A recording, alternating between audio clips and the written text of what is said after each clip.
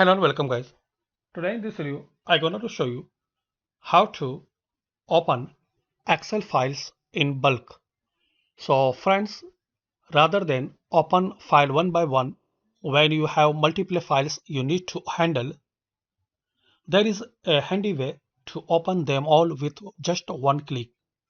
So firstly, open that folder where you have the some multiple files of Excel. In my case I have the some multiple files in this folder.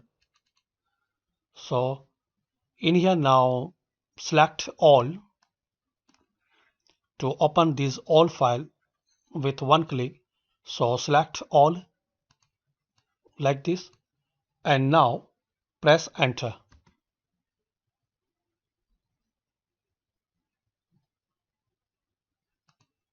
So friends, as you can see, we open all file with just one click. This one.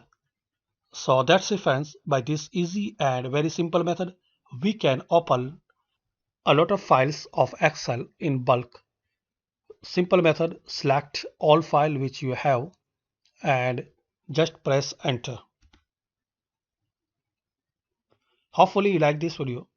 Thanks for watching this video. Please subscribe this channel for latest update.